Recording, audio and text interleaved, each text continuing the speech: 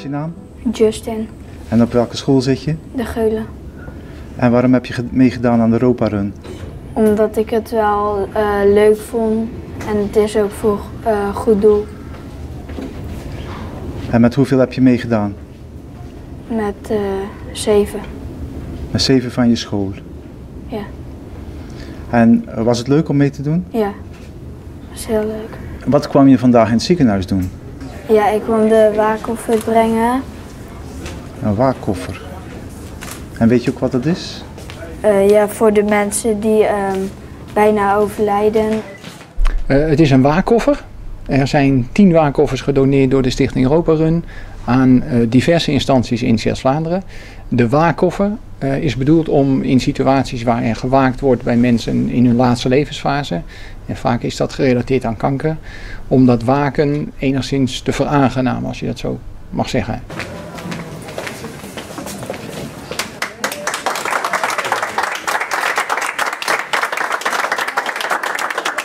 Er zitten spullen in die degene die waakt helpt de tijd door te brengen. En dat zijn dingen als van een puzzelboekje tot een kleurboek, een pleet, een leeslampje, passende boeken, passende muziek, een cd-speler, water, pepermuntjes, massageolie, geurolie. Alles wat maar in die situatie enigszins te pas kan komen. En je werd hartelijk ontvangen, heb ik gezien. Ja. En er kwam nog een hele toespraak. Ja. En je hebt iets ontvangen, wat was dat? Ja, de trofee voor school met het beste verhaal en zo. De school met het beste verhaal. Ja. Het team van FC DAP, hij liep daarbij, het was het eerste team wat startte, is er als enige in geslaagd om het grote mensenteam van Actemium voor te blijven. Er waren 4 leden van mijn eigen Europa Run team die wilden meedoen. Waaronder de winnaar van Marathon Zeeuws-Vlaanderen, Erwin Harmers. En wij hadden gezegd, Erwin, jij moet wel de medailles uitreiken, maar 's ochtends ook helpen bij de organisatie. Dus dat betekent dat ze met z'n 4 als laatste gestart zijn. En Erwin kreeg de opdracht mee, je moet wel als eerste binnen zijn, want je moet het eerste team de medailles ophangen. Nou, ze zijn er op 1 na in geslaagd om alle teams te passeren, behalve het team van de Geulen. Dat finisht uiteindelijk nog ruim een kwartier voor Erwin. Dus in die zin heb je die nog verslagen.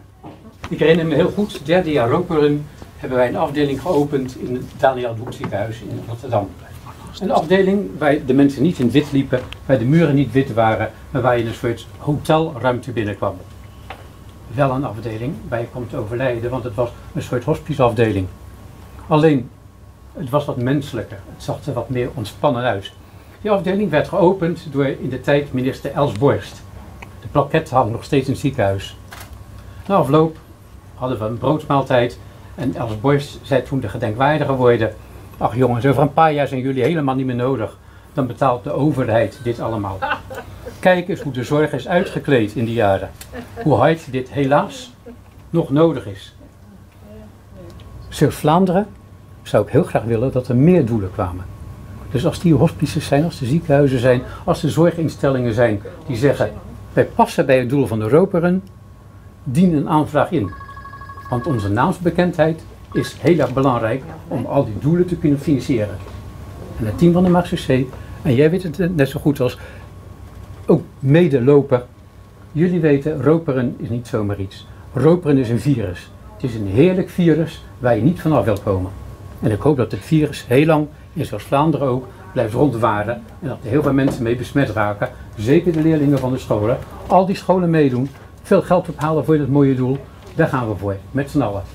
Dank jullie.